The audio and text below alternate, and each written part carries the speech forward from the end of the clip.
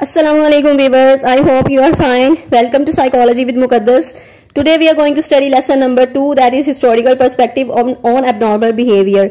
तो before that if you didn't subscribe this channel then do subscribe and press the bell icon ताकि आपको जो नई videos हैं उसकी अपडेट मिलती रहे।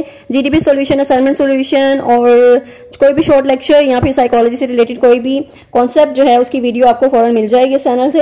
एंड चलें स्टार्ट करते हैं लेक्चर। एंशिएंट व्यूज हैं इसमें और ट्रीटमेंट्स हैं, यानी पहले के जो लोग हैं वो एबनॉर्मल बिहेवियर को किस तरह ट्रीट करते थे। तो स्टोन एज का दौर था। स्टोन एज के लोग जो हैं वो समझते थे एबनॉर्मल बिहेवियर को कोई इविल स्पिरिट का काम है, ठीक है, कोई जीन भूत है उसका काम है, सुपरनेचुरल फोर्सेस काम कर रही हैं। तो वो मेंटल डिसऑर्डर्स को नहीं मानते थे और इस तरह उनका ट्रीटमेंट भी बहुत अजीब होते थे। जैसे कि एक्सपेलिंग है, एक्सपेलिंग द इविल स्पिरिट्स, यानी वो कहते थे कि हमने इसको जीन भूत को जो है वो बाहर निकालना है इसमें से, ठीक है। और जिसके वो मेथड यूज करते थे बहुत ज्यादा जो तकलीफ दे मेथड होते थे उनके, जिसमें ट्रिफिनेशन है, एक्सोर्सिज्म है, ये दो मेजर मेथड हैं और जो इंपॉर्टेंट भी हैं आपके क्वेश्चन में भी, एमसीक्यूज में भी। तो ट्रिफाइनिंग जो मेथड होता था उसमें एक पत्थर यूज करते थे जिससे वो एक स्कल में होल करते थे और उससे वो कहते थे कि वो इवल स्पिरिट जो है वो उससे बाहर निकल जाएगी। एंड देन एक्सोर्सिज्म का मेथड यूज करते थे। एक्सोर्सिज्म में वो डिफरेंट चीजें करते थे, जैसे प्रेयर होती हैं, ठीक है, नॉइज मेकिंग, शोर करना, फोर्सिंग द इफ्लिक्टेड, यानी उस पेशेंट को, उस क्लाइंट को आपने इस तरह का वो ड्रिंक जो है वो पिलाना जो कि बहुत ही गंदा टेस्ट हो जिसका। फ्लॉगिंग है, फ्लॉगिंग में आप उसको मारते हैं क्लाइंट को बहुत ज्यादा। स्टारवेशन यानी क्लाइंट को भूखा रखना। तो ये सारी चीजें एक्सोर्सिज्म की टेक्निक्स हैं जो यूज की जाती हैं और समझा जाता है कि एक्सोर्सिज्म यानी ये टेक्निक करके हम जो जिन भूत हैं वो निकाल रहे हैं इंसान के और उसको ट्रीटमेंट दे रहे हैं, उसको जो स्पिरिचुअल जो है वो ट्रीटमेंट दे रहे हैं, जो कि आज भी पाकिस्तान में ये चीजें देखने को मिलती हैं। जो एशिया है उसमें आज भी एक्सोर्सिज्म की टेक्निक्स जो है वो देखने को मिल रही हैं। सो ग्रीक एंड रोमन का भी यूज है ट्रीटमेंट का। 500 बीसी से लेकर 500 एडी तक का जो टाइम पीरियड है, एक 500 बीसी मीन बिफोर क्राइस्ट, ठीक है, और 500 एडी मीन एनो डोमिनी जो कि आफ्टर द क्राइस्ट, जो एक आफ्टर द क्राइस्ट जो टाइम पीरियड स्टार्ट होता है ये वहां से है। तो 500 बीसी टू 500 एडी तक जो ग्रीक और रोमन का था उनका क्या व्यू था। तो ग्रीक एंड रोमन्स जो है उन्होंने रोल प्ले किया, जो फिलोसफर थे या फिजिशियन थे उन्होंने ये अबनॉर्मल बिहेवियर को ट्रीट करने के लिए एक्सप्लेनेशंस जो है वो डिफरेंट दी थी उन्होंने। और उन्होंने ये चीज जो इस चीज को मानने से इनकार कर दिया कि ये स्पिरिट्स जो है ये काम उसका काम होता है या इविल स्पिरिट का काम है। तो उन्होंने एक साइंटिफिक जो है वो एक रीजन दिया कि जो ये मेंटल डिसऑर्डर्स होते हैं वो आपके बायोलॉजिकल होते हैं, ठीक है, और उसका ट्रीटमेंट भी बायोलॉजिकली ही होना चाहिए। जिसमें एक हिपोक्रेट्स हैं, उनका बहुत ज्यादा जो है वो कंट्रीब्यूशन है उनकी। उन्होंने ये ही कहा था कि मेडिकल फील्ड या साइंस जो है उसमें उन्होंने बहुत ज्यादा रोल प्ले किया हुआ है, कंट्रीब्यूट किया हुआ है। उन्होंने कहा था जो बीमारियां हैं उनका नेचुरल कॉज होता है, ठीक है, इविल स्पिरिट की वजह से नहीं होती। और जो हमारी बॉडी में जो फ्लूइड्स वगैरह हैं, 4 फ्लूइड्स हैं, उनका अनबैलेंस की वजह से, इम्बैलेंस की वजह से जो ये बीमारियां होती हैं और उनको ट्रीटमेंट करना, उनको रीबैलेंस करना है उन फ्लूइड्स को, ठीक है। तो यहाँ पर जो यूरोप है उसमें मिडिल एजेस में डिमोनोलॉजी का कॉन्सेप्ट आ गया 500 से 1350 एडी तक। और इसमें डिमोनोलॉजी मीन वही डीमंस का कॉन्सेप्ट कि इविल स्पिरिट्स होती हैं और उनका ज्यादा रोल होता है या फिर इंसान के कंट्रोल में होता है। तो उन्होंने साइंटिफिक इन्वेस्टिगेशन को रिजेक्ट कर दिया था, ठीक है, सारी राइटिंग्स को जला दिया था और ज्यादा उनका जो है फोकस इसी चीज पे था कि इविल जो है वो इविल स्पिरिट्स होती हैं, उनके लिए जो स्पिरिचुअल ट्रीटमेंट होना चाहिए। तो एक्सोर्सिज्म की टेक्निक्स वगैरह वो यूज करते थे। एंड देन यूरोप जो मिडिल एजेस में डिमोनोलॉजी का वही कंसेप्ट को, सैटर्न को मानते थे कि जो ये शैतानी जो इन्फ्लुएंस है, असरात हैं, इविल स्पिरिट्स हैं, जिसकी वजह से जो इंसान जो है वो इस तरह की हरकतें करता है। तो अब नॉर्मल बिहेवियर को वो साइंटिफिक जो है वो रीजन देने को तैयार नहीं थे।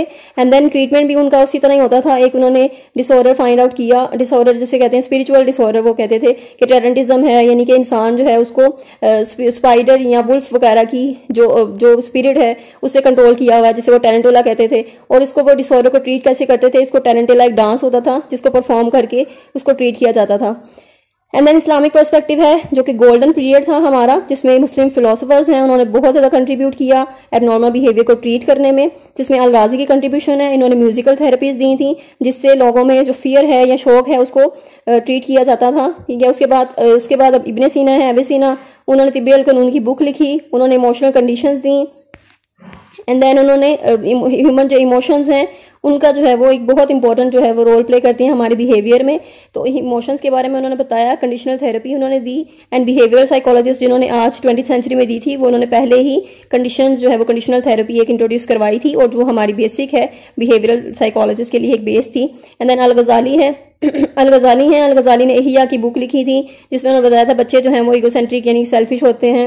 एंड देन उन्होंने लर्न कंडीशन दी थी कि जो बच्चे हैं वो फियर सीख लेते हैं, ठीक है, ये इनमें जो है वो इनेट नहीं होता, बल्कि ये लर्न बिहेवियर होता है एक। एंड देन इंट्रोस्पेक्शन का इन्होंने एक इंट्रोड्यूस करवाया था और सेल्फ एनालिसिस का बताया था, जो कि उसके बहुत बाद जो स्ट्रक्चरलिज्म हम देखते हैं आज, उन्होंने इंट्रोस्पेक्शन पे बात की है। तो ये बेस जो है वो अल-गज़ाली यानी हमारे जो मुस्लिम कंट्रीब्यूटर्स थे, मुस्लिम स्कॉलर्स थे, उनसे हम देखने को मिलती है, जो उन्होंने बेस एक सेट की थी। एंड देन नजमुद्दीन मोहम्मद, उन्होंने भी जितने भी साइकोलॉजिकल डिसऑर्डर्स हैं, मेंटल डिसऑर्डर्स हैं, उनके लिए उन्होंने बहुत ज्यादा राइटिंग बहुत ज्यादा लिखा हुआ है, जैसे डिप्रेशन है, पैरानोया है, वहम की बीमारी है, परसिक्यूशन कम्प्लेक्स है कि जब आप वहम हो जाते हैं कि कोई इंसान आपको नुकसान पहुंचा देगा, सेक्सुअल डिसफंक्शन है, ऑब्सेशनल न्यूरोसिस है जिसे ओसीडी कहते हैं, and then different mental disorders है। इब्ने खल्दून है, उनकी कंट्रीब्यूशन क्या थी, ये सारे जो मुस्लिम स्कॉलर्स हैं इनकी कंट्रीब्यूशन बहुत ज्यादा इंपॉर्टेंट है, आपकी शॉर्ट क्वेश्चन में भी आ सकती हैं, एंड देन आपके एमसीक्यूज में भी आ सकती हैं कि ये जो कंट्रीब्यूशन है किसने दी थी, इस एमसीक्यूज पूछा जा सकता है आपसे कोई भी। तो इंडिविजुअल की सराउंडिंग जो है इन्होंने कहा था, और जो इन्वायरमेंट है वो उसकी पर्सनैलिटी को बनाता है, ठीक है। और ये जो है वो अरिस्टोटल और इब्ने सीना जो है वो इसी पर बिलीव करते थे, ह्यूमन बिहेवियर जो है वो उसका वो शेप होता है एक्सपीरियंस और एजुकेशन से, जिसे हम बिहेवियरल स्कूल ऑफ थॉट आज देखते हैं, तो वो इसी प्रोपोर्शन पे वो काम कर रहा है, ठीक है। उन्होंने भी सेम यही प्रोपोजिशन दी है। And renaissance and the rise of asylums, उसके बाद जो पीरियड था वो रेनेसेंस का था, जिसमें रीबर्थ कहते हैं, ठीक है, जिसमें क्या हुआ था, ये सारी डिमोनोलॉजी जो है कॉन्सेप्ट उसका खत्म हो गया था 1400 से 17 AD तक। इस्लाम जो है इसमें आया 1400 में, उसमें डिफरेंट चेंजेस आए इस्लामिक इरा में, डिमोनोलॉजिकल जो व्यू है वो खत्म होता चला गया, डिक्लाइन होता चला गया। उसके बाद जो चर्च का कंट्रोल था वो भी खत्म होता चला गया। यहाँ पर साइकोलॉजिस्ट हैं जो वो रोल प्ले कर रहे हैं अपना, और उसके बाद साइकोलॉजिकल प्रॉब्लम्स को ट्रीट करने में। फिर जर्मन फिजिशियन जोहानवियर, उनकी कंट्रीब्यूशन है कि उन्होंने कहा था माइंड जो है वो ऐसे ही ससेप्टिबल है, यानी कि इतने ही ज्यादा वो बीमार हो सकता है, जैसे कि हमारी बॉडी को कोई इलनेस या डिसऑर्डर हो जाता है, वैसे ही हमारे माइंड को भी हो सकता है। तो उसको अलग से ट्रीटमेंट मिलना चाहिए, उसके लिए अलग से एक जो है वो ह्यूमन ट्रीटमेंट होना चाहिए। और रिलीजियस श्राइन्स जो हैं वो इस तरह डिवोट की गई और लोगों को मेंटल डिसऑर्डर्स को ट्रीट करने में। और and then reform and moral treatment आया जो 1700 से ऑनवर्ड था। इसमें भी मॉरल ट्रीटमेंट किया गया कि हलाकी जो है वो ट्रीटमेंट दिया जाए, मेंटली जो पेशेंट्स हैं उनके साथ हार्श बिहेवियर नहीं होना चाहिए, ठीक है, उन्हें एक अच्छे तरीके से जो है वो ट्रीट किया जाए, इन ह्यूमन वे में ट्रीट ना किया जाए। तो एज 1800 जब आया तो ट्रीटमेंट जो है लोगों का ट्रीटमेंट मेंटल डिसऑर्डर्स के इंप्रूव होना शुरू हो गया। मॉरल ट्रीटमेंट जो है वो दोबारा इनिशिएट हुआ, एंड मॉरल ट्रीटमेंट में जो है वो बहुत ज्यादा केयर या मॉरल गाइडेंस वगैरह प्रोवाइड की जाने लगी, और एक रिस्पेक्टेबल टेक्निक थी एक। और इसमें यूएसए बेंजामिन रुश हैं जो एंड डोरोथिया डिक्स हैं, ये बहुत ज्यादा इंपॉर्टेंट है इनकी कंट्रीब्यूशन, ये प्राइमरी प्रोपोनेंट्स थे मॉरल ट्रीटमेंट के, ठीक है ना। मॉरल ट्रीटमेंट स्टार्ट किया था, और इसमें 19वीं सेंचुरी के एंड पे फिर जो कुछ फैक्टर्स आए, जो मॉरल ट्रीटमेंट जो है वो रिवर्स हो गया। उसके कुछ रीजंस थे, और वो रीजंस क्या थे कि बहुत ज्यादा पैसे दरकार थे, फाइनेंशियल प्रॉब्लम्स, फाइनेंशियल क्राइसिस आई, स्टाफ शॉर्टेज हो गया, ठीक है। और असाइलम्स जो थे बनाए गए थे मेंटल डिसऑर्डर्स पेशेंट के लिए, तो उनको जो है वो लेस, वहां पर रिसोर्सेज जो है वो कम होने लगे। और दूसरा है कि वहां पर बहुत ज्यादा एक तो केसेस वगैरह बढ़ने लगे वहां पर। तो ये सारे रीजन थे जो जिसकी वजह से मॉरल ट्रीटमेंट जो है वो डिक्लाइन का शिकार हो गया, और आहिस्ता आहिस्ता लॉन्ग टर्म जो हॉस्पिटलाइजेशन है वो दोबारा से स्टार्ट होना शुरू हो गई, कि ज्यादा जिसमें हॉस्पिटलाइजेशन जो है वो ज्यादा देर हॉस्पिटल में रहना या पेशेंट को हॉस्पिटल में रखना। Then early 20th century dual perspective, यहाँ पर मॉरल ट्रीटमेंट का डुअल पर्सपेक्टिव स्टार्ट हुआ 1800 में, एंड जिसमें एक स्मैटोजेनिक पर्सपेक्टिव है और दूसरा साइकोजेनिक पर्सपेक्टिव है। स्मैटोजेनिक में पर्सपेक्टिव में बताते हैं कि नॉर्मल फंक्शनिंग जो है वो इसमें फिजिकल कॉजेज होते हैं उसके, ठीक है, यानी आपको हेड इंजरी है कोई जिसकी वजह से डिप्रेशन आपको हो रहा है, तो ये इसमें फिजिकल कॉजेज ढूंढते थे साइकोलॉजिकल डिसऑर्डर के, जिसमें एबल क्रैपलिन ने सबसे पहले जो फिजिकल फैक्टर्स, यानी कि जैसे फटीग है आपको, तो वो आपके मेंटल डिसऑर्डर या मेंटल डिसफंक्शन की वजह हो सकती है, ठीक है, यानी फिजिकल फैक्टर्स ढूंढे साइकोलॉजिकल डिसऑर्डर के लिए।